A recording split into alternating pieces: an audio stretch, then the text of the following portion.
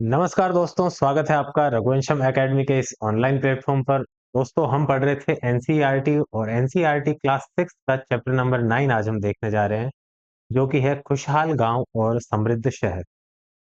दोस्तों, इस चैप्टर में हम नगरीय जीवन और ग्रामीण जीवन के बारे में चर्चा करेंगे। इस चर्चा के कुछ बिंदु रहेंगे जो कि आपके समक्ष है। एक तो जैसे सबसे पहले हम बात करेंगे लोहे के औजार और खेती, यानी खेती पर लोहे के औजारों का क्या प्रभाव पड़ा। इस संबंध में हम पहले टॉपिक पे बात करेंगे। फिर सिंचाई से कृषि किस प्रकार उन्नत हुई, सिंचाई की आवश्यकता क्यों महसूस की गई, राजाओं ने इसके लिए अनुदान क्यों दिए, इस बारे में हम चर्चा करेंगे। तत्पश्चात हम देखेंगे कि गांवों में कौन लोग रहते थे, यानी ग्रामीण जीवन का जो विभाजन था, जो ग्राम में लोग रहने वाले कि कौन भाई वहां पे न्याय कार्य कौन देख रहा था, कर संग्रहण कौन करता था, सामान्य लोग किस प्रकार रहते थे, सामान्य लोगों की क्या क्या श्रेणियां थी, उस पर बात करेंगे। तत्पश्चात हम नगरीय जीवन पे बात करेंगे और नगरों के बारे में जानकारी के जो सोर्स ऑफ इंफॉर्मेशन है, उन पे बात करेंगे। कहानियां, यात्रा विवरण, मूर्ति कलाएं, पुरातत्व, इनसे नगरों के बारे में हमें जानकारी प्राप्त होती है। तत्पश्चात हम देखेंगे सिक्कों के बारे में। उसके बाद नगर अनेक गतिविधियों के केंद्र, नगरों में होने वाली गतिविधियों पे बात करेंगे। शिल्प तथा शिल्पकारों पे बात करेंगे और अंत में हम अरिकमेडु पे बात करेंगे, जो कि एक नगर था, यानी बंदरगाह नगर था। इस पे हम थोड़ा डिटेल में चीजें देखेंगे। तो आइए दोस्तों, शुरू करते हैं इस चैप्टर को सबसे पहले टॉपिक पे, जो कि है लोहे के औजार और खेती। दोस्तों, लोहे के प्रयोग की बात करें तो हमने देखा था वैदिक काल में जब हम पढ़ रहे थे, तो लोहे का प्रयोग 1000 ईसा पूर्व शुरू हुआ था। अर्थात यदि बात करें तो आज से 3000 साल पहले ही लोहे का इतिहास आरंभ होता है। जो लोहे का प्रयोग 3000 साल पहले आरंभ किया गया। इसके पीछे का रीज़न क्या है कि बाकी सारी धातुएँ पहले आ गई लेकिन लोहे का प्रयोग बाद में हुआ, तो इसके पीछे एक रीज़न है कि लोहे का गलनांक। लोहा जब गलता है ना, तो उसके लिए जो उसका गलनांक का टेम्परेचर है वो बहुत उच्च होता है, जबकि तांबे आदि धातुओं का कम होता है। तो ऐसी धातुओं की खोज पहले हो गई लेकिन लोहे की खोज काफ़ी बाद में हुई। क्योंकि हम लोहे के प्रयोग पे बात करें तो महापाषाणिक काल भी हमने पढ़ा था। महापाषाणिक काल में हमने देखा कि बहुत सारे लोहे के औजार उन्हें शवाधान से प्राप्त हुए, पुरातत्वविदों को। तो इस बारे में हम थोड़ा बहुत लिखेंगे, तत्पश्चात हम देखेंगे कि 2500 साल पहले जो लोहे के उपकरण थे, वो बड़ी भारी मात्रा में बनने लगे। साथ ही 2500 वर्ष पहले लोहे का प्रयोग कृषि में भी अत्यंत बड़ी मात्रा में किया गया और इससे कृषि पर क्या-क्या प्रभाव पड़े, इस पे हम बात करेंगे। तो आइए दोस्तों, शुरू करते हैं हम लिखना यहाँ से कि लोहे का प्रयोग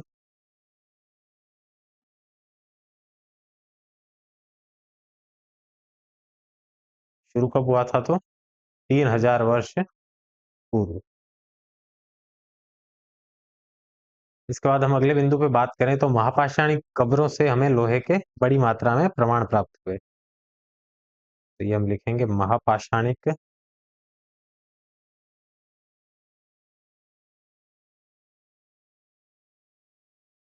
कब्रों से लोहे के प्रमाण प्राप्त।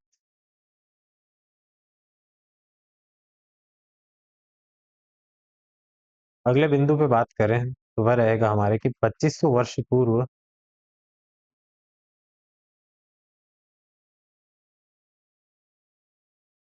लोहे का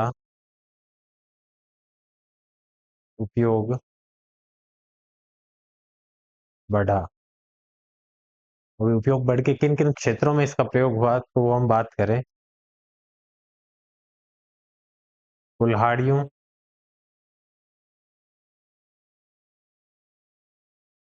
हलों के फाल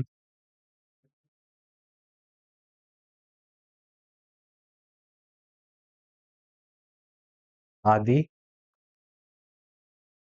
लोहे के बने।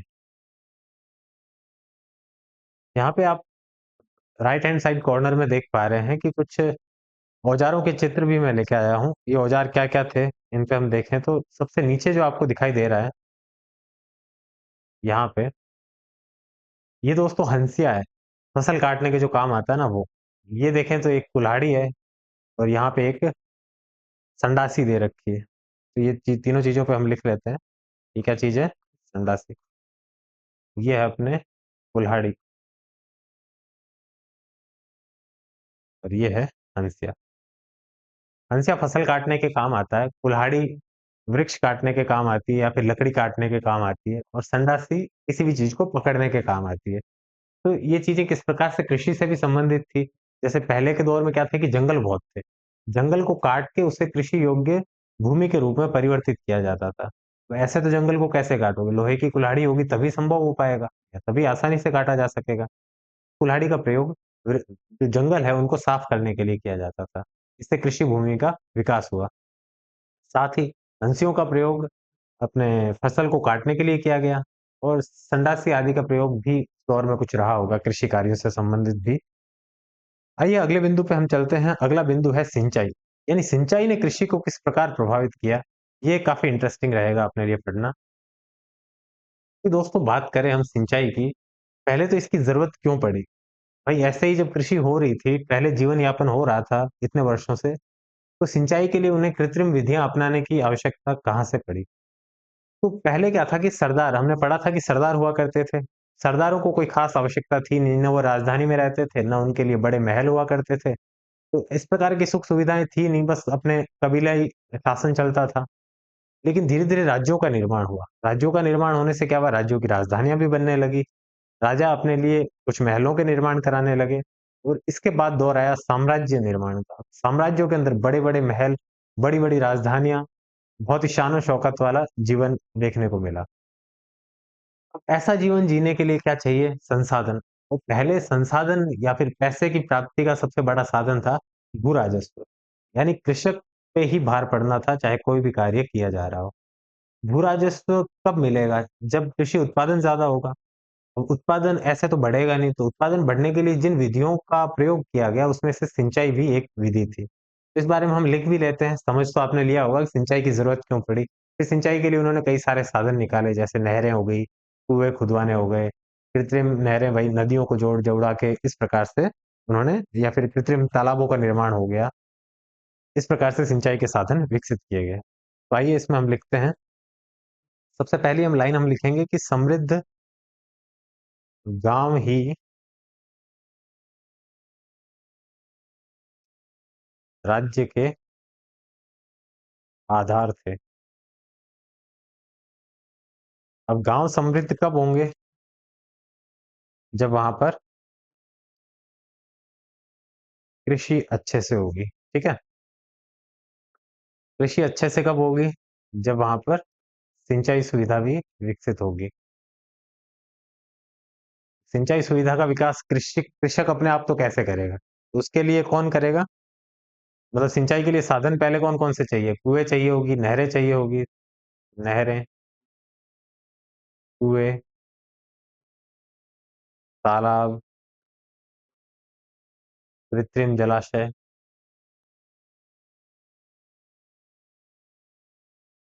इन सब चीज़ों की आवश्यकता सिंचाई के लिए पड़ती है। अब इन साधनों का विकास कौन करेगा? राज्य अपनी ओर से अनुदान देके इन साधनों का विकास करवाएगा।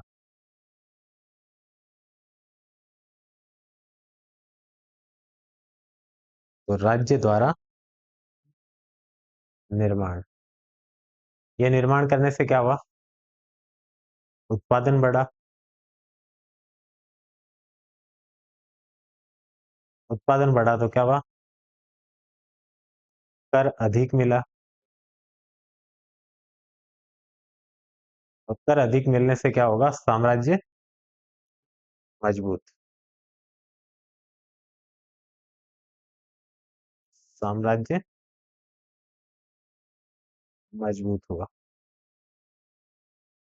तो ये सारी चीज़ें पहले की अर्थव्यवस्था कृषि के इर्द-गिर्द घूमा करती थी। इसी वजह से कृषि में सिंचाई कार्यों को प्रोत्साहन मिला। किसके द्वारा प्रोत्साहित किया गया? तो राज्य द्वारा किया गया, भई राजाओं के द्वारा किया गया। क्यों किया गया? तो इसमें दोनों की म्यूचुअल स्वार्थ थे। भई इसमें आप ये भी मान सकते हो कि कृषकों का भला करना था, लेकिन सिर्फ़ एक तरफ़ा नहीं, दूसरी तरफ ये भी था कि राजा को भी अपने राज्य की समृद्धि के लिए इन चीज़ों की आवश्यकता थी। अपनी शक्ति की वृद्धि के लिए भी इन चीज़ों की आवश्यकता थी। क्योंकि सैनिक अगर ज़्यादा रखेंगे तो ज़्यादा वेतन देना पड़ेगा, ज़्यादा वेतन के लिए ज़्यादा पैसा चाहिए। उस पैसे की पूर्ति कहाँ से होगी? तो भू-राजस्व से। तो आइए अगले बिंदु पे हम बात करते हैं कि गाँवों में कौन लोग रहा करते थे? यानी गाँवों के निवासियों पे हम बात करेंगे। दोस्तों गाँव कोई भी हो, पहले चाहे उत्तरी भारत के गाँव हो, चाहे दक्षिणी भारत के गाँव हो, इसमें मुख्यतः जो 3 वर्ग तो निवास करते ही करते थे। पहला वर्ग जो कि गाँव का आप मान सकते हैं एक तरह से शासक किस्म का व्यक्ति, जिसे आप चाहे सामंत कह लो आज के दौर में या फिर जागीरदार कह दो, ठाकुर कह दो, कुछ भी। ये लोग क्या करते थे कि इनका बड़े भूभाग पर नियंत्रण होता था, इनका कृषि क्षेत्र भी बड़ा होता था। साथ ही राजा ने उन्हें सामान्यतः कुछ शक्तियाँ दे रखी होती थी, कि भई यहाँ से कर संग्रह तू कर लेना, यहाँ का जो पुलिसिंग सिस्टम है वो तेरे अधीन होगा, साथ ही न्याय व्यवस्था का कार्य भी किसका होता था? उस भूमिपति का होता था। दूसरे वर्ग में आते थे ऐसे लोग जिनके पास अपनी कृषि भूमि थी, छोटे-छोटे भूमि जोत होते थे, वहाँ पे ये खेती करते और अपना गुज़ारा करते थे। तीसरी श्रेणी में वे लोग थे जो या तो दास थे या फिर भूमिहीन श्रमिक थे। इनके पास अपनी भूमि नहीं होती थी। ये सामान्यतः उस जागीरदार या सामंत के यहाँ पर कार्य करके और अपना जीविकोपार्जन किया करते थे। और चौथी श्रेणी की यदि हम बात करें, तो वो इन्हीं श्रेणियों में से कुछ भाई कुम्हार का काम कर रहा है, लोहार का काम कर रहा है, इस प्रकार के कारीगर आदि जो होते थे शिल्पकार, वो भी गाँवों में सामान्यतः निवास किया करते थे। आइए इस बिंदु पे हम लिखना शुरू करते हैं। सबसे पहले हम लिख लेते हैं कि सामान्यतः गाँवों में 3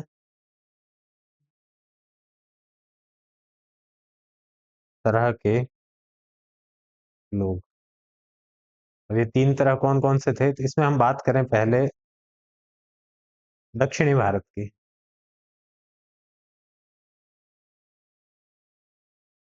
यहाँ पे मैं दक्षिण भारत और उत्तर भारत दोनों को अलग-अलग लिख रहा हूँ क्योंकि वहाँ पे नाम में कुछ भिन्नताएँ पाई जाती है कि जो भई भूमिपति वर्ग है उसको दक्षिण भारत में अलग नाम से पुकारा जा रहा है, उत्तर भारत में अलग नाम से। और ये क्वेश्चन आते भी हैं, काफ़ी इम्पोर्टेंट है इसलिए इसको अलग-अलग लिखा जा रहा है। तो आइए पहले हम बात कर लेते हैं दक्षिण भारत की। दक्षिण भारत में भी यदि विशेषतः बात करें तो ये किस बारे में बात हो रही है? तमिल क्षेत्र की। तमिल क्षेत्र में दोस्तों जो भूस्वामी होते थे, उन्हें कहा जाता था वेल्लाल। भूस्वामी क्या कहलाते थे? वेल्लाल। और साधारण हलवाई मैंने बात की थी कि जिनके पास छोटी-मोटी भूमि हुआ करती थी और उसपे कृषि कार्य करके ये अपना गुज़ारा करते थे। वो क्या कहलाते? साधारण हलवाहे। इन्हें उस दौर में कहा जाता था उणुवार। ये सारे नाम इम्पोर्टेंट है, आप अच्छे से देखिएगा। वेल्लाल कहते थे भूस्वामी को, साधारण हलवाओं को कहा जाता था उणवार और तीसरी श्रेणी जिसे हम या तो दास कह सकते हैं या फिर भूमिहीन। इन्हें दोस्तों कहा जाता था कडेसियर। कडेसियर या फिर इन्हें अधिमई भी कहा जाता था। क्या कहते थे? अधिमई। ठीक है दोस्तों, तो यहाँ पे हमने बात की तमिल क्षेत्र के 3 वर्ग। 3 वर्ग कौन-कौन से? भूस्वामी, भूस्वामी को कहा जाता था वेल्लाल, साधारण हलवाओं को कहा जाता था उणवार, दास या फिर भूमिहीन वर्ग को कहा जाता था कडेसियर या फिर अधिमई। ठीक है, इस चीज़ को आप बहुत अच्छे से देख लीजिएगा। आगे हम बात करेंगे उत्तरी भारत की। नेक्स्ट बात किसकी करेंगे हम? उत्तरी भारत।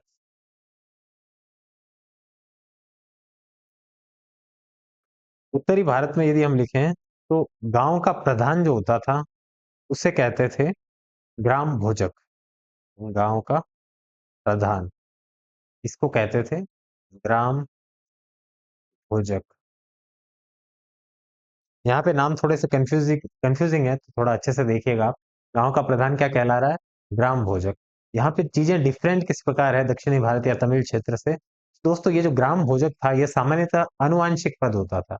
यानी जो ग्राम भोजक पहले है, उसके बेटे को ही ग्राम भोजक बनाया जाएगा, फिर उसका बेटा ऐसे। तो ये आनुवांशिक पद्धति द्वारा कार्य चल रहा था। इसके ब्रैकेट में हम लिख देते हैं कि भाई आनुवंशिक, ठीक है? तो इस ग्राम भोजक के पास कुछ विशेष शक्तियाँ हुआ करती थी। गाँव का प्रधान के पास क्या-क्या शक्तियाँ थी? इस पे भी हम लिख देते हैं कि सामान्यतः ज़रूरी नहीं कि 100% सबके पास ये शक्तियाँ हों, लेकिन सामान्यतः 95% 96% लोगों के पास ये शक्तियाँ हुआ करती थी। जब तक कि राजा के द्वारा कोई अलग अधिकारी नियुक्त नहीं कर दिया गया हो। तो इसमें हम लिखेंगे सामान्यतः कर वसूली,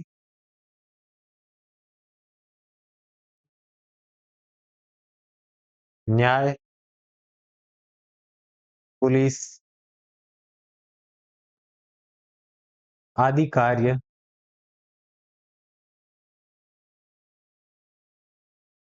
ग्राम भोजक के अधीन। मतलब ग्राम भोजक इन सारे कार्यों का संपादन करता था। कौन-कौन से कार्यों की बात की हमने? तो सबसे पहले कर वसूली, न्याय, पुलिस ये सारे कार्य किसके अधीन आ रहे थे? ग्राम भोजक के। अगले बिंदु पे हम बात करें दोस्तों, तो दूसरे आते हैं स्वतंत्र कृषक। दूसरी श्रेणी आती है स्वतंत्र कृषक। इन्हें कहा जाता था गृहपति। गृहपति, ये गृहपति कौन होते थे? छोटे किसान। यानी भाई ग्राम भोजक तो अपने आप में एक बड़ा किसान है जिसके पास बहुत बड़ी भूमि है। लेकिन स्वतंत्र कृषक कैसे थे? जिनके पास छोटा भूखंड होता था और अपनी कृषि कार्य उस पे ये संपादित करते थे। इसके बाद तीसरी श्रेणी में बात करें तो दास, कर्मकार, ये क्या करते थे? दूसरों की भूमि पर दास, कर्मकार आदि दूसरों की भूमि पर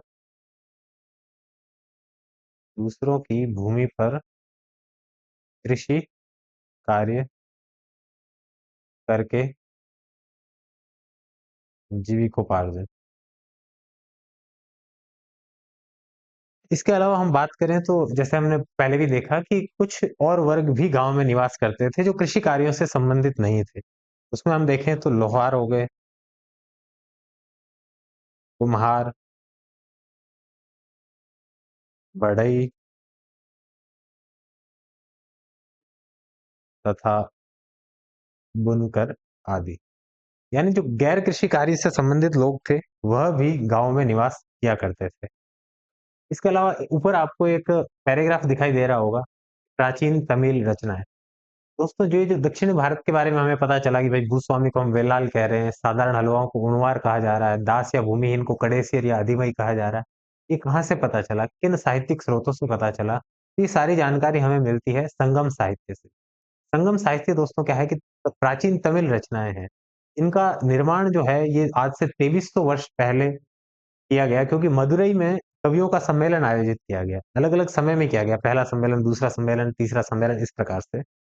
इन सम्मेलों सम्मेलनों का आयोजन हुआ था तो वहाँ पर तमिल साहित्यों का निर्माण हुआ और उन साहित्यों में कई प्रकार की कविताएँ लिखी गई, कई प्रकार के जो है साहित्यों का निर्माण हुआ, उससे हमें तत्कालीन समाज के बारे में जानकारी प्राप्त होती है।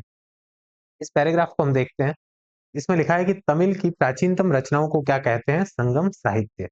इसकी रचना करीब 2300 साल पहले की गई। इन्हें संगम इसीलिए कहा जाता है क्योंकि मदुरई के कवियों के सम्मेलन में इनका संकलन किया जाता था। गाँव में रहने वालों के जिन तमिल नामों का उल्लेख यहाँ किया गया है, वह संगम साहित्य में पाए गए। तो दोस्तों यहाँ पे बहुत सारे हिंट आपको दिए गए हैं कि क्वेश्चन आपसे किस प्रकार का पूछा जा सकता है। सबसे पहले, यदि हम बात करें ये पूछेंगे कि भई दक्षिणी भारत में भूस्वामी को क्या कहा जाता था? ये सीधा-सा क्वेश्चन हो गया। तो फिर इसके ऑप्शंस में आपको बहुत प्रकार की चीज़ें मिल सकती है, वेलाल, कुनवार, अधिमई, इसमें आपको वेलाल ध्यान रखना है। दूसरा ये क्वेश्चन इस प्रकार भी पूछा जा सकता है कि तमिल क्षेत्र में भूस्वामियों को वेलाल कहा जाता है। इसकी जानकारी हमें किन स्रोतों से प्राप्त होती है? तो यहाँ पे आपको क्या लिखना है इसका उत्तर संगम साहित्य। तो क्वेश्चन किसी प्रकार से पूछा जा सकता है। क्वेश्चन का आंसर, आंसर का क्वेश्चन इस प्रकार से बन सकता है।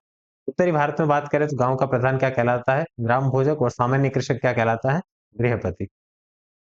चलिए अगले बिंदु पे बात करते हैं हम। अगला बिंदु अपना आ जाएगा नगरों का। इसमें बात की जा रही है कि नगर, कहानियाँ, यात्रा विवरण, मूर्ति कलाएँ और पुरातत्व। यानी कि नगर के बारे में जानकारी प्राप्त करने के जो सोर्सेज़ हैं, उनके बारे में लिखा गया है। पहले लिखा है कि भई कहानियों से किस प्रकार की जानकारी प्राप्त हो रही है। दूसरा लिखा है यात्रा विवरण से किस प्रकार की जानकारी प्राप्त हो रही है। तीसरी मूर्ति कलाएँ और चौथा पुरातत्व वस्तु। तो आइए दोस्तों, इस बारे में हम बात शुरू करते हैं। एक तो आपको यहाँ पे पैराग्राफ में कहानी दिखाई दे रही होगी, इसको हम अलग से पढ़ेंगे। पहले हम इन सोर्सेज़ ऑफ इन्फॉर्मेशन के बारे में थोड़ी बहुत चीज़ें छोटी-छोटी लिख लेते हैं। तो सबसे पहली बात जो की गई है, कहानियों की गई है। ये कहानियाँ कौन-सी है मुख्य रूप से? तो दोस्तों ये जातक कहानियाँ हैं। जातक कहानियाँ किसे कहते हैं? वो बौद्ध साहित्य जो है उसके अंदर जो बौद्ध भिक्षु हुआ करते थे, उन्होंने बहुत सारी शिक्षाप्रद कहानियाँ लिखी। उन कहानियों को जातक कथाएँ कहा जाता है। उन्हीं जातक कथाओं से तत्कालीन समाज के बारे में विवरण हमें प्राप्त होता है। तो आइए इसे लिखते हैं। मुख्यतः जातक कथाओं से नगरीय जीवन की जानकारी। तो यहाँ पे कहानियों की बात होगी, हम इस कहानी को पढ़ ही लेते हैं। ये जो कहानी है, ये है कि एक निर्धन की चतुराई। इसमें बताया गया है कि भाई किस प्रकार से एक निर्धन अपनी चतुराई से अमीर बन जाता है, इसकी एक पूरी कहानी है। इसमें लिखा है कि एक शहर में एक गरीब युवक रहता था, उसके पास एक मरे हुए चूहे के अलावा कुछ नहीं था। उसने चूहे को एक सिक्के में भोजनालय वाले की बिल्ली के लिए बेच दिया। यानी कि भाई एक लड़का था, उसके पास एक मरा हुआ चूहा ही था, उसके अलावा कुछ नहीं था, वो गरीब था, वो निर्धन था। तो उसने क्या किया कि अपना जो चूहा था, उसको एक दुकान वाले के पास बेच दिया क्योंकि उसके पास एक बिल्ली थी और बिल्ली को खाने के लिए भोजन चाहिए था। तो एक सिक्के के बदले उसने बेचा है। यहाँ पे जो भी चीज़ें लिखी जा रही है ना, उसको आप ध्यान रखना है। अब एक सिक्के का अर्थ क्या हो गया कि यहाँ वस्तु विनिमय की बात नहीं हो रही है, यहाँ पे फिर बाद में सिक्के में पेमेंट होना शुरू हो गया, यानी मुद्रा व्यवस्था का प्रचलन हो गया है। फिर बात करें कि फिर एक दिन बड़ी जोर की आंधी आई। राजा का बगीचा टूटी टहनियों और पत्तों से भर गया। उनका माली इसे साफ करने की बात से परेशान हो उठा।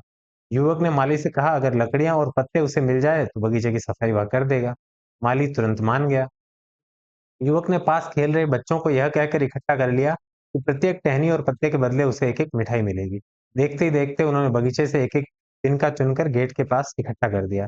तभी उधर से राजा का कुम्हार बर्तनों को पकाने के लिए ईंधन की तलाश में गुजरा। उसने पूरे ढेर को खरीद लिया और यहाँ से युवक के पास कुछ पैसा है।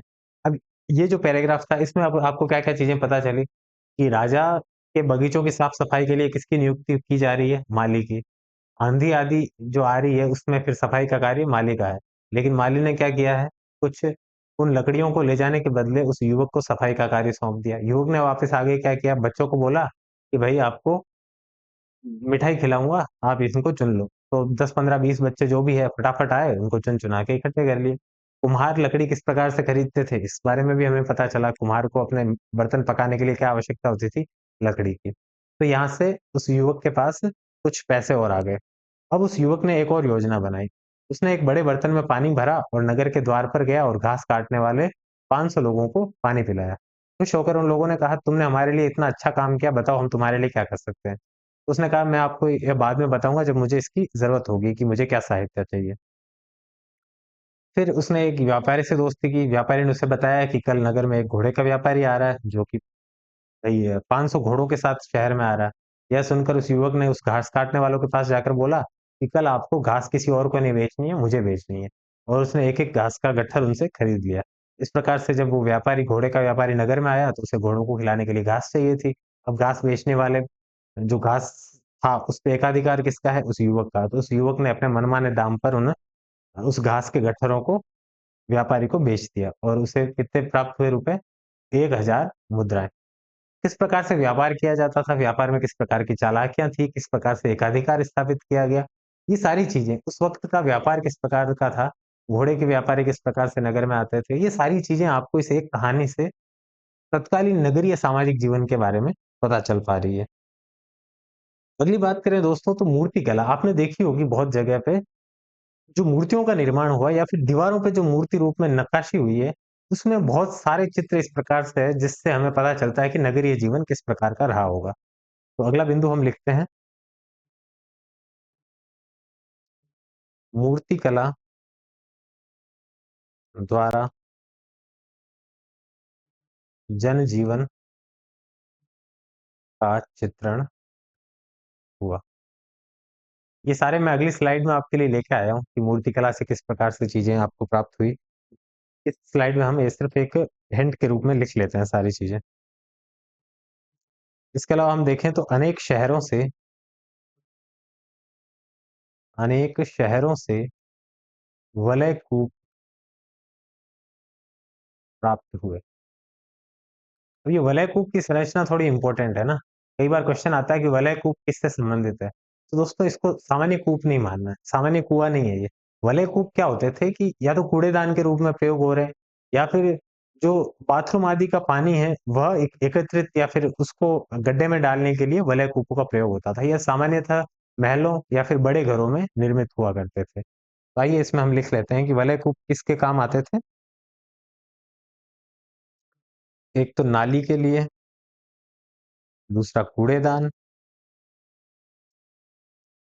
तो तीसरी बात यदि हम करें तो गुसल खाने में प्रयुक्त। ठीक है, ये वलय कूप की संरचना के बारे में। अगले पेज पे मैं कुछ वलय कूप के चित्र भी लाया हूँ, जो कि दिल्ली के वलय कूप के रूप में प्रसिद्ध है। अगली बात हम करें तो जो महल आदि थे या फिर घर थे, उनके अवशेष कम मिले हैं। उसके पीछे रीज़न क्या है कि उस वक़्त में जो पत्थरों से निर्माण हुआ, वो बहुत कम हुआ है। लकड़ी से निर्माण हुआ, घास-फूस से निर्माण हुआ, इस प्रकार का निर्माण ज़्यादा लंबे समय तक अस्तित्व में नहीं रह पाया। तो आइए इसे भी हम लिख लेते हैं। महलों, बाज़ारों तथा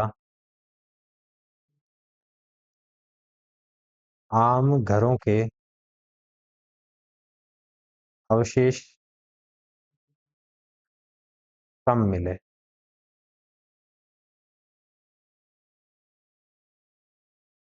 रीज़न इसके पीछे क्या था, ये हमने समझ लिया था। साथ ही एक अंतिम बात यात्रा विवरण पे भी हम बात कर लेते हैं।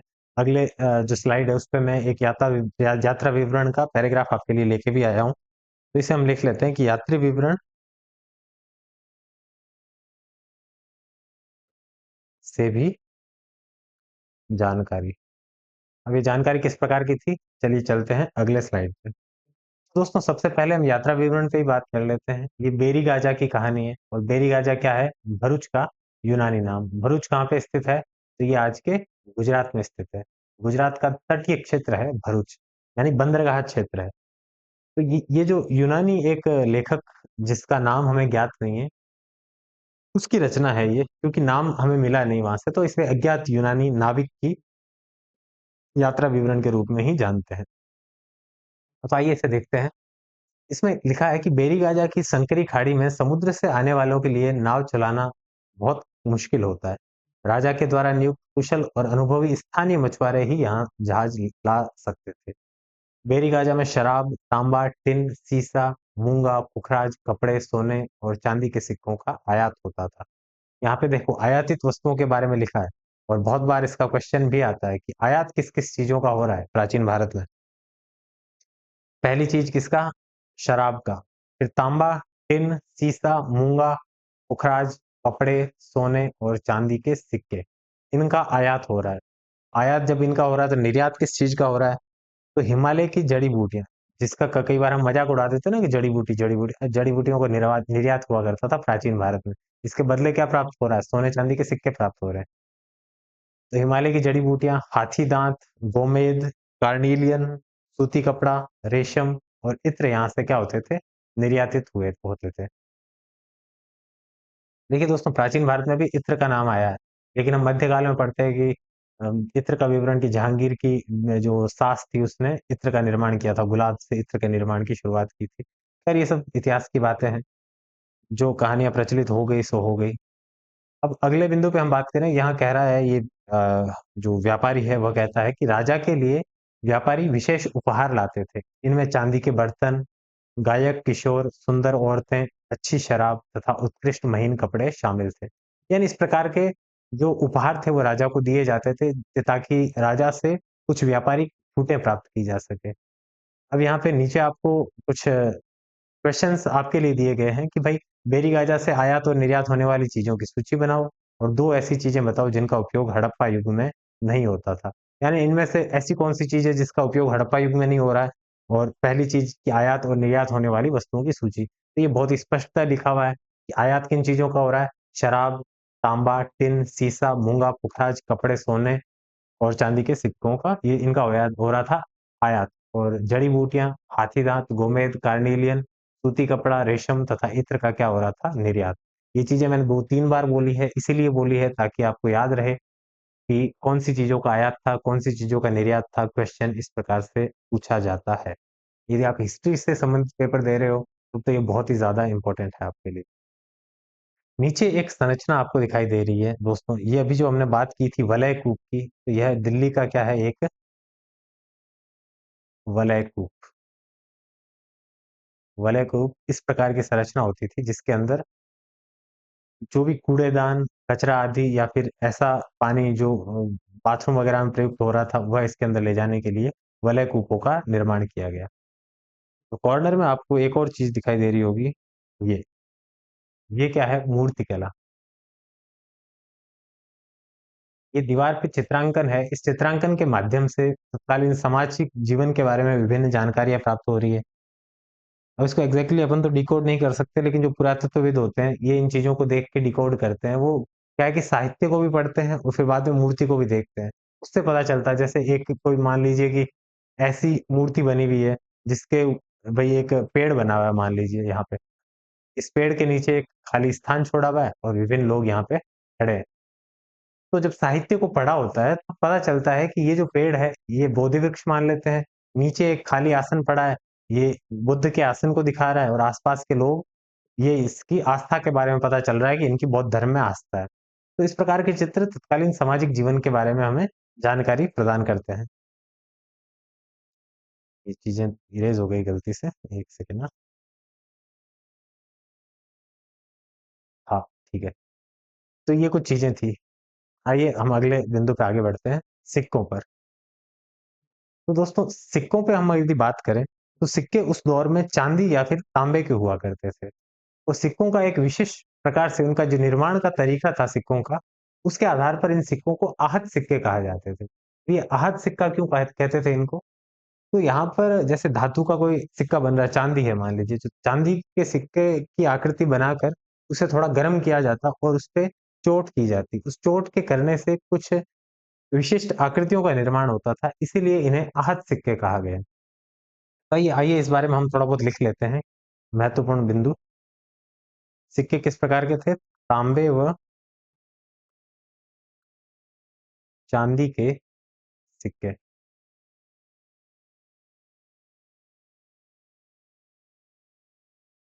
इन पर विभिन्न आकृतियाँ बनी होती थी। तीसरे बिंदु पे हम लिख लेते हैं, किस काम में आते थे? वस्तुओं के क्रय विक्रय में काम आते थे। दोस्तों ये जो सिक्के थे, वस्तुओं के क्रय विक्रय में काम आ रहे थे। इसके कुछ उदाहरण भी मैं लेके आया हूँ। जैसे ये सिक्का है, आपको दूसरी साइड से बिल्कुल गोल दिखाई दे रहा है। कुछ-कुछ आपको उभार यहाँ पे दिखाई दे रहा है, क्योंकि पिछली तरफ यानी इस तरफ जब चोट की गई, तो इस तरफ से भी कुछ उभार आया। अब आहत सिक्के एग्ज़ैक्टली क्या परिभाषा है इसकी, तो इसका भी एक पैराग्राफ आपके लिए लेके आया हूँ। इसमें लिखा है कि आहत सिक्के सामान्यतः आयताकार और कभी-कभी वर्गाकार या गोल होते थे। यानी ये सिक्के इस प्रकार की आकृति में भी हुआ करते थे और इस प्रकार की आकृति में भी हुआ करते थे। ये या तो धातु की चादर को काटकर या धातु के चपटे गोलिकाओं से बनाए जाते थे। इन सिक्कों पर कुछ लिखा हुआ नहीं था, बल्कि इन पर कुछ चिन्ह टप्पे से बनाए जाते थे। टप्पा किस प्रकार? यानी इस पे चोट करके। एक आकृति किसी बनी हुई है किसी वस्तु पे, उस वस्तु से चोट करते थे, तो वह आकृति इन सिक्कों पर भी छप जाती थी। इसलिए ये सिक्के आहत सिक्के कहलाए। ये सिक्के उपमहाद्वीप के लगभग अधिकांश हिस्सों में पाए जाते हैं। और ईसा की आरंभिक सदियों तक यह प्रचलित रहे। यानी 2000 ईस्वी के वही मतलब ईस्वी की शुरुआत में इन सिक्कों का प्रचलन रहा था। तो सिक्के मुख्यतः किसके प्रयोग में आ रहे थे? क्रय-विक्रय के लिए। लेकिन क्रय-विक्रय के लिए क्या सिर्फ सिक्कों का ही प्रयोग हो रहा था? तो बिल्कुल नहीं। सिक्कों के अलावा उस दौर में वस्तु विनिमय का भी प्रचलन था। इसकी जानकारी कहाँ से प्राप्त हो रही है? तो इसकी जानकारी हमें प्राप्त हो रही है संगम साहित्य से। संगम साहित्य कौन-सा? वही संगम साहित्य जिसकी रचना तमिल में की गई, दक्षिण भारत में की गई, आज से 2300 वर्ष पहले इसकी शुरुआत की गई। संगम साहित्य की रचना की, है ना? चलिए, संगम साहित्य की ये छोटी-सी कविता पढ़ें, इससे हमें पता चलेगा कि और कौन-कौन से वस्तु विनिमय किस प्रकार से होता था। तो ये है कि खेतों के सफ़ेद धान गाड़ियों पर लादे जा रहे हैं नमक के लिए। इससे हमें क्या पता चला कि जो सफ़ेद धान यानी कि चावल, चावल को ले जाकर कुछ गाड़ियाँ जा रही है, कहाँ जा रही है? तो नमक लेने के लिए। नमक कहाँ उत्पादित हो रहा है? समुद्र तट। कोस समुद्र तट है, दक्षिण भारत में समुद्र तट से ही नमक उत्पादित हो रहा था और वही नमक काम लिया जाता था। तो चावलों यानी धान को लेके जाते थे और वहाँ के लोग जो नमक का उत्पादन कर रहे थे, उनको क्या चाहिए? खाने के लिए अन्न, तो वो अन्न लेके गए और जो अंतर्वर्ती एरिया के लोग थे, उन्हें चाहिए था नमक, तो वहाँ से नमक आयात हो गया और अनाज था वो निर्यात हो गया। तो इस प्रकार से चीज़ें हुआ करती थी। साथ ही ये लोग अपने परिवार को भी साथ लेके जाते थे। तो इसमें फिर नीचे आपके लिए कुछ क्वेश्चन दिया है कि व्यापारी किस चीज़ से इसका विनिमय करते थे, किस तरह की यात्रा करते थे, तो ये सब व्यापारिक यात्राएँ थी और साथ ही अपने पूरे परिवार को साथ में लेकर इस प्रकार की यात्राएँ हुआ करती थी। अगले बिंदु पे बात करें दोस्तों, तो अगला बिंदु है अपना नगर, अनेक गतिविधियों के केंद्र। यानी यहाँ पे नगर में होने वाली गतिविधियों के बारे में हमें बताया गया है कि भाई किस प्रकार की गतिविधियाँ उस दौर के नगर में हुआ करती थी। तो यहाँ पे सारे नगरों के बारे में एक ही बिंदु में बात करना तो संभव नहीं है। तो इन्होंने किसी एक नगर को चुना और उस दौर का एक महत्वपूर्ण नगर था मथुरा। मथुरा का सिग्निफिकेंस ये था दोस्तों कि यह व्यापारिक मार्गों पर स्थित था। व्यापारिक मार्ग भी कौन-कौन से? 2 प्रकार के व्यापारिक मार्गों पर स्थित था। उत्तर भारत से जब दक्षिण भारत की ओर जाते हैं, तो वहाँ पे भी मथुरा एक क्षेत्र मतलब मथुरा के अंदर से होके वो व्यापारिक मार्ग निकलता है। साथ ही मध्य भारत से यदि हम उत्तर-पश्चिमी या फिर एशिया में जब जाते हैं, तो वहाँ के क्षेत्र पे जाने के लिए भी मथुरा बीच में आता है। तो यह यातायात और व्यापारिक मार्गों पर स्थित था। दूसरी इसकी विशेषता यह थी कि ये मूर्ति कला के लिए बहुत प्रसिद्ध था। यहाँ की मूर्तियाँ भारत भर में प्रसिद्ध हुआ करती थी। तीसरी महत्वपूर्ण चीज़ जो मथुरा के बारे में हुई, वह ये थी कि 2000 साल पहले जब कुषाणों का शासन आया, तो कुषाणों ने मथुरा को अपनी राजधानी बनाया। यानी मथुरा राजधानी नगर भी रहा है, किसकी? कुषाणों की। तीसरी बात करें कि धार्मिक केंद्र के रूप में विकसित हुआ। धार्मिक केंद्र भी कैसा? बौद्धों के लिए भी पवित्र स्थल रहा, जैनों के लिए भी रहा और हिंदुओं के लिए तो रहा ही रहा। यानी कृष्ण भक्ति के केंद्र के रूप में इसका विकास हुआ और यहाँ से विभिन्न दान पत्र या फिर भूमि अनुदान आदि के जो साक्ष्य हमें यहाँ से प्राप्त होते हैं। तो आइए बात करते हैं हम इसमें। नगर अनेक गतिविधियों के केंद्र, इसमें हम लिखेंगे सबसे पहले किसके बारे में? मथुरा के बारे में। मथुरा के बारे में क्या-क्या चीज़ें लिखेंगे जो हमने अभी चर्चा की, कि सबसे पहले हम लिख लेते हैं यह कब की बात की जा रही है? 2500 वर्ष पूर्व प्रमुख केंद्र बना। पेन का कलर चेंज कर लेता हूँ मैं। अब प्रमुख केंद्र बना तो किन-किन वजहों से बना? तो सबसे पहले तो यह यातायात व व्यापारिक मार्गों पर स्थित। दूसरा ये किस लिए प्रसिद्ध था? मूर्ति कला के लिए। तो मूर्ति कला बहुत इम्पोर्टेंट है, मथुरा की मूर्ति कला बहुत प्रसिद्ध है। कभी क्वेश्चन आए कि प्राचीन भारत में मूर्ति कला का एक महत्वपूर्ण क्षेत्र कौन-सा था? तो वह मथुरा होगा। दूसरा जो मूर्ति कला का क्षेत्र था वह गांधार था, जो कि आज के अफ़गानिस्तान में पड़ता है। तो मूर्ति कला हेतु प्रसिद्ध। तीसरा दोस्तों हम बात करें तो 2000 वर्ष पहले 2000 वर्ष पूर्व कुषाणों की राजधानी रहा। और अंत में दोस्तों हम बात करते हैं मथुरा का सिग्निफिकेंस क्या था? यह धार्मिक महत्व का भी केंद्र बना। धार्मिक महत्व। धार्मिक महत्व में यहाँ पे बौद्ध विहार थे, जैन मंदिर थे, साथ ही कृष्ण भक्ति का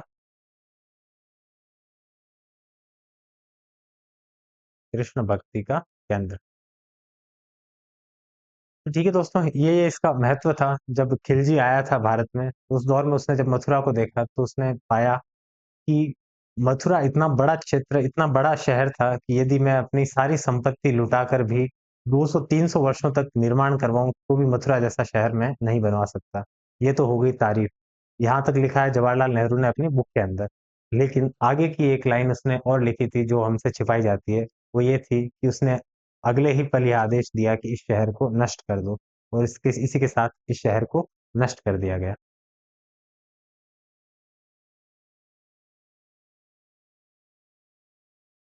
तो आइए हम शिल्प तथा शिल्पकारों पे बात कर लेते हैं। अगला बिंदु जो हमारा है, यहाँ पे इन शिल्पकारों से संबंधित ये एक पैराग्राफ भी है कॉर्नर में, इसको हम थोड़ा लास्ट में देखेंगे। पहले हम शिल्प और शिल्पकारों पे बात कर लेते हैं। तो शिल्प किस-किस प्रकार की शिल्प या सामग्री हमें प्राप्त हुई है? तो इसमें सबसे ज़्यादा इम्पोर्टेंट है मिट्टी के बर्तन। मिट्टी के बर्तनों के अवशेष बहुत सारे प्राप्त हुए, जिन्हें हम एनबीपीडब्ल्यू कहते हैं, नॉर्थ ब्लैक पेंटेड वेयर। इन चीज़ों पे हम बात कर लेते हैं, एक बार पहले लिख लेते हैं इसको। मिट्टी के बर्तन क्या कहलाते थे ये? उत्तरी, काले, चमकीले बर्तन, यानी एनबीपीडब्ल्यू। ठीक है? दूसरा दोस्तों, जो शिल्प या फिर शिल्पकारों की बात करें, तो एक बहुत ही महत्वपूर्ण चीज़ के लिए भारत प्रसिद्ध था, वस्त्र निर्माण के लिए।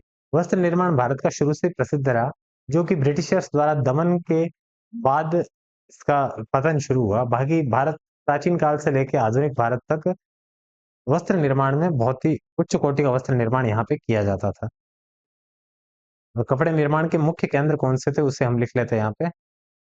कपड़ा निर्माण। कपड़ा निर्माण के उत्तरी केंद्र की बात करें हम, तो वह था वाराणसी। उत्तरी केंद्र कौन सा था? वाराणसी। और दक्षिणी केंद्र की दोस्तों बात करें,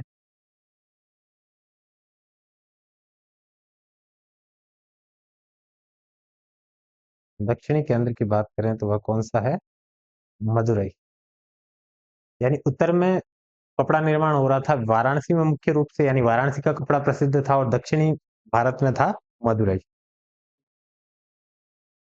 इसके अलावा दोस्तों कुछ महत्वपूर्ण जानकारी हमें और प्राप्त हुई, जिस पे हम चर्चा करेंगे कि यहाँ से व्यापारियों के संघ भी होने के मतलब हमें साहित्यिक प्रमाण मिलते हैं कि व्यापारियों के संघ हुआ करते थे। अब ये संघ क्या चीज है? तो ये दोस्तों, व्यापारी अपने व्यापारिक हितों के लिए या फिर शिल्पकार अपने हितों के लिए एक संगठन का निर्माण बना लेते थे। इन संगठनों को उस दौर में कहा जाता था श्रेणी। श्रेणी दो प्रकार की थी, एक शिल्पकारों की श्रेणी, एक थी व्यापारियों की श्रेणी। व्यापारियों की श्रेणी क्या करती थी? व्यापार पर पूर्णतः नियंत्रण रखती थी अपना, और साथ ही बैंकिंग का कार्य, आज जो बैंक काम कर रहे हैं उसी प्रकार से यह व्यापारिक श्रेणियां बैंकों का कार्य किया करती थी। आइए लिखते हैं इस पे कि दो प्रकार की श्रेणियां थी। दो प्रकार की श्रेणियां। ये श्रेणियां क्या है? संघ है ना। चलिए, पहली श्रेणी कौन सी? शिल्पकार श्रेणी। क्या है ये शिल्पकार श्रेणी और क्या कार्य था इसका? तो ये क्या करते थे कि जो नए बंदे आते थे, नवयुवक, उन्हें प्रशिक्षण देते थे। तो शिल्पकार श्रेणी का कार्य क्या होता था? एक तो प्रशिक्षण। दूसरा क्या हो गया? कच्चा माल उपलब्ध करवाना। अब भाई एक एक शिल्पकार कहाँ जा जाके कच्चा माल इकट्ठा करेगा? तो शिल्पकारों की श्रेणी जो थी, वह इस कार्य के लिए कुछ लोगों को नियुक्त कर देती थी और वह कच्चा माल उपलब्ध करवा देती थी। अब जब माल तैयार हो गया तो उसका वितरण करने के लिए भी कौन कार्य करता था? शिल्पकार श्रेणी। तैयार माल का वितरण। और जो दूसरी महत्वपूर्ण श्रेणी थी वह थी व्यापारिक श्रेणी। यहाँ श्रेणी का अर्थ आपको संघ ही समझना है, यानी ये एक बात हो रही है व्यापारिक व्यापारिक संघ के बारे में, दूसरी बात हो रही है शिल्पकार संघ के बारे में। चलिए, व्यापारिक श्रेणी के बारे में हम लिखते हैं। ये क्या करते थे? व्यापार का संचालन। ठीक है, व्यापार का संचालन कर लिया। दूसरा कार्य इनका क्या था? बैंकिंग से संबंधित कार्य। ठीक है, इसमें शिल्प तथा शिल्पकार में इतना ही था। साथ ही हम एक इस पैराग्राफ को भी पढ़ लेते हैं कि सूत कातने और बुनने के नियम जो अर्थशास्त्र में दिए गए, वो किस प्रकार से थे। अर्थशास्त्र दोस्तों हमने पढ़ा था पिछले ही अध्याय में। किसका ग्रंथ है ये? तो ये ग्रंथ है अपने चाणक्य का। इससे संबंधित ग्रंथ है, तो ये आपको कभी भी अर्थशास्त्र से संबंधित नहीं कर देना है। ये किससे संबंधित है? राजनीति विज्ञान से संबंधित है। राजनीति से संबंधित ग्रंथ है चाणक्य का, कौन सा? अर्थशास्त्र। इसमें अर्थशास्त्र में उल्लेख किया हुआ है कि भाई एक विशेष अधिकारी की देखरेख में कारखानों में सूत की कताई और बुनाई की जाती थी। यानी कारखाना सिस्टम उस दौर में हुआ करता था, एक विशेष अधिकारी नियुक्त होता था, उसकी देख-रेख में ये सारे कार्य होते थे। जैसे सुताई हो गई, कताई हो गई, बुनाई हो गई, इन सारी चीज़ों का निर्माण। बाकी था कि भई अब कपड़े किससे बनते थे, तो ऊन, पेड़ों की छाल, कपास, पटुआ तथा सन को तैयार करने के काम में विधवाओं, सक्षम-अक्षम महिलाओं, भिक्षुणियों, वृद्धा वेश्याओं, राजा की अवकाश प्राप्त दासियों, सेविकाओं और अवकाश प्राप्त देवदासियों को लगाया जा सकता है। ये कुछ वर्ग बताए कि इनका उपयोग जो है आप वस्त्र निर्माण में ले सकते हैं।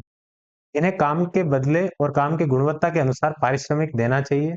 जिन महिलाओं को घर से बाहर निकलने की अनुमति नहीं है, उन्हें दासियों को भेजकर कच्चे माल को मँगवा सकती है और फिर तैयार माल उन्हें भिजवा सकती है। वे औरतें जो कारखाने तक आ जा सकती हैं, उन्हें अपना माल कारखाने तक तड़के ही ले जाना पड़ता था, जहाँ उन्हें पारिश्रमिक मिलता था। इस समय माल को अच्छी तरह जाँचने के लिए रोशनी रहती है। अगर निरीक्षक उस औरत की तरफ देखता है या इधर-उधर की बातें करता है, तो उसे सज़ा मिलनी चाहिए। अगर औरत ने अपना काम पूरा नहीं किया है, तो उसे जुर्माना देना होगा। इसके अलावा उसका अंगूठा भी काटा जा सकता है। तो यहाँ पे क्या-क्या बातें आपको पता चली इस एक पैराग्राफ से? सबसे पहले तो अर्थशास्त्र में आप जो है वस्त्र निर्माण से संबंधित जानकारी हमें प्राप्त होती है। दूसरा, वस्त्र का निर्माण किन-किन चीज़ों से हो रहा है, तो ऊन, पेड़ की छाल, कपास, पटुआ और सन। अब इसके कार्य के निर्माण में किस प्रकार महिलाओं को उपयोग में लिया जाता था, उस बारे में लिखा हुआ है। फिर ये भी लिखा हुआ है कि कुछ महिलाएँ ऐसी भी थी जिन्हें घर से निकलने की अनुमति नहीं थी। तो महिलाओं की तत्कालीन सामाजिक स्थिति के बारे में भी पता चल रहा है। लेकिन कार्य करने की स्वतंत्रता थी। कार्य करने की स्वतंत्रता किस प्रकार? उन्हें वर्क फ्रॉम होम कर सकते थे वो लोग। कैसे? एक अपने दास या दासी को भेजो, सामान मँगाओ, घर पे काम कर दो और वापस सामान को शाम तक कारखाने में जमा करवा दो। कारखाने में एक निरीक्षण अधिकारी हुआ करता था। महिलाएँ जब वो सामान लेके जाती और यदि वो जो कारखाने का अधिकारी है, निरीक्षक है, वो इधर-उधर की बात कर रहा है या बदतमीज़ी या कुछ भी इस प्रकार की हरकत कर रहा है, तो उसे सज़ा देने का भी प्रावधान था। और ये सारे कार्य दिन में ही करने ज़रूरी थे, क्योंकि इससे कपड़े की जो गुणवत्ता है, उसकी जाँच भी आसानी से हो सकती थी और महिलाओं की सुरक्षा से जुड़ा भी ये मुद्दा हुआ करता था। तो आइए अगले बिंदु पे हम आगे बढ़ते हैं, जो कि अंतिम बिंदु है इस चैप्टर का, वह है सूक्ष्म निरीक्षण। इसका सूक्ष्म निरीक्षण है अरिकमेडु का। अरिकमेडु एक तन नगर है दोस्तों, जो कि दक्षिणी भारत में आंध्र प्रदेश में जो अभी पुडुचेरी वाला स्थान है, वहाँ पे स्थित था। पत्तन किसे कहते हैं? बंदरगाह को। तो ये बंदरगाह नगर कौन-सा था? अरिकमेडु। अरिकमेडु के बारे में हम बहुत सारी जानकारी देखेंगे।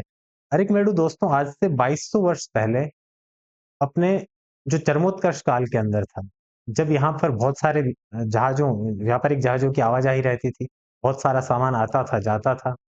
लेकिन इसका जो दौर था 300 साल तक चला और 1900 साल पहले अरिकमेडु का पतन हो गया। क्योंकि जब राजनीतिक सत्ता आपके पक्ष में होती है, यानी कि उस दौर में हो सकता है कि 2200 साल से 1900 साल तक वहाँ पे राजनीतिक सत्ता स्थायी रही, तो वहाँ पे व्यापारिक जहाज़ों की आवाजाही रही। लेकिन जैसे ही वो आवाजाही मिटी, तो इस नगर का पतन पतन हो गया। अब इसके चरमोत्कर्ष काल की जानकारी कैसे प्राप्त होती है, तो बात करें हम, यहाँ से ईंटों का एक गोदामनुमा संरचना प्राप्त हुई है। एक बड़ी संरचना प्राप्त हुई है, जिसे हम आज के गोदाम के रूप में मान सकते हैं। तो ऐसा माना जाता है कि जब व्यापारिक जहाज़ आते-जाते होंगे, तब यहाँ पे सामान इकट्ठा करने के लिए इस गोदाम का निर्माण करवाया गया होगा। दूसरी चीज़, यहाँ से दोस्तों भूमध्य सागर में एक एम्फोरा नाम से प्रसिद्ध बर्तनों का निर्माण किया जाता है और इटली का एक प्रसिद्ध जो पात्र है वह कहलाता है एरेटाइन। ये एम्फोरा और एरेटाइन बर्तन जो है, ये यहाँ से प्राप्त हुए। कहाँ से? अरिकमेडु से। इससे क्या पता चलता है कि यूनान, तत्कालीन यूनान और जो मध्य यूरोप है, वहाँ से भी व्यापारिक संबंध अरिकमेडु के थे। साथ ही यहाँ से अभिलेखित मिट्टी के बर्तन भी प्राप्त हुए हैं, जिसकी फोटो आप यहाँ पे कॉर्नर में देख पा रहे हैं। यानी कि बर्तनों पर कुछ लिखा हुआ है और उसके टुकड़े हमें आज प्राप्त हो रहे हैं। तो आइए इस बारे में हम लिख लेते हैं एक बार। पहले तो अरिकमेडु है कहाँ पे? तो ये है पुडुचेरी। पुडुचेरी वैसे अपने आप में स्वतंत्र केंद्र शासित प्रदेश है, लेकिन फिर भी यदि हम बात करें तो ये आंध्र प्रदेश की सीमा में पड़ता है। ठीक है? चलिए अगले बिंदु पे बात करते हैं कि अरिकमेडु कब-कब प्रसिद्ध रहा? आज से 2200 वर्ष पहले से 2200 वर्ष पूर्व से 1900 वर्ष पूर्व तक यह महत्वपूर्ण व्यापारिक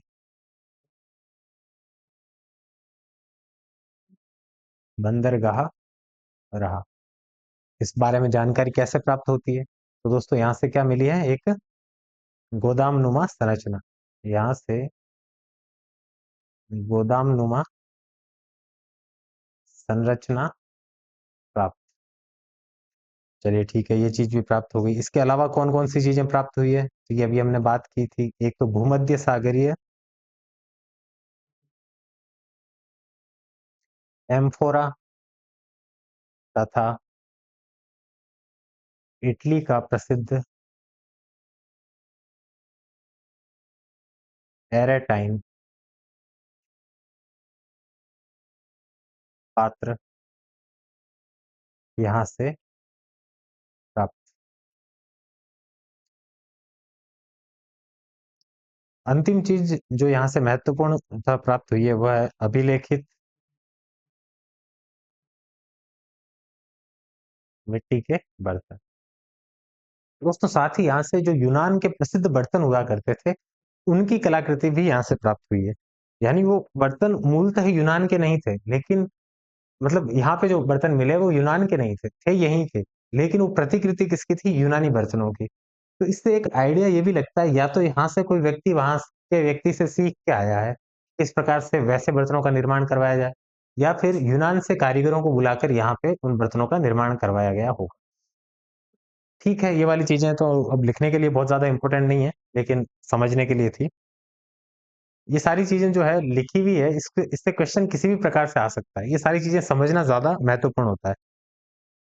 चलिए, ये जो चीज है ये क्या आपको दिखाई दे रही है? ये क्या है? अभिलेखित मिट्टी के बर्तन। अभिलेखित बर्तन। ठीक है।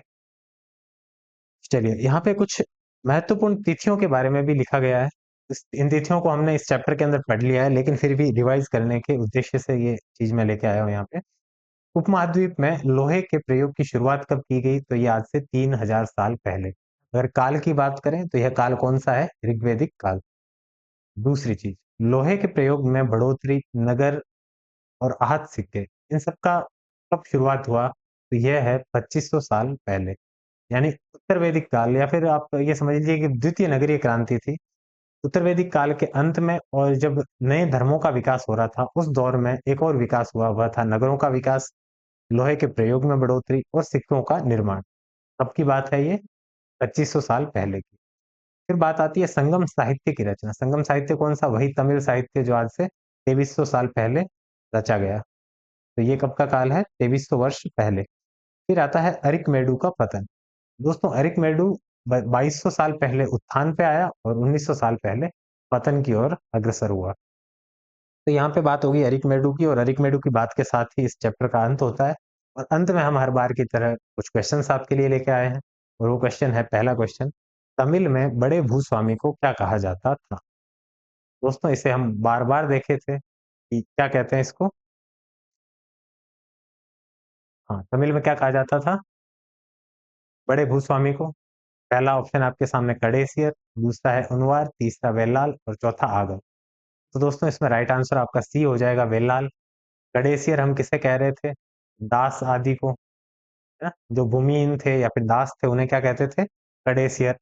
उनवार किसे कहते थे? तो सामान्य भूमिपति को क्या कहते थे हम? उनवार कहते थे। उनवार किसे कह रहे थे? साधारण हलवाओं को। और बड़े भूस्वामी को तो आपको पता ही है क्या कहते हैं? वेलाल। चलिए दूसरे क्वेश्चन पे बात करें। प्राचीन भारत में मूर्ति निर्माण केंद्र कौन सा स्थल था? यानी मूर्ति निर्माण के लिए कौन सा क्षेत्र प्राचीन काल में बहुत प्रसिद्ध था? पहला ऑप्शन आपके सामने पाटलिपुत्र, दूसरा है उज्जैन, तीसरा है बैरीगाजा और चौथा है मथुरा। तो दोस्तों यहाँ पे राइट आंसर आपका हो जाएगा मथुरा। और बाकी जो क्षेत्र है जैसे पाटलिपुत्र, ये मगध की राजधानी रहा लंबे समय तक।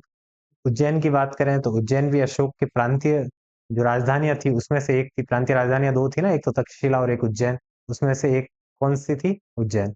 चलिए, बेरीगाजा क्या था? तो ये भरूच का यूनानी नाम है। भरूच क्या था? गुजरात में स्थित एक पत्तन नगर या फिर बंदरगाह नगर। ठीक है दोस्तों, इस चैप्टर की समाप्ति होती है। साथ ही यदि आपको यह लेक्चर अच्छा लगा है तो आप इस वीडियो को लाइक करने के साथ साथ इस चैनल को सब्सक्राइब ज़रूर कर लें। चलिए धन्यवाद।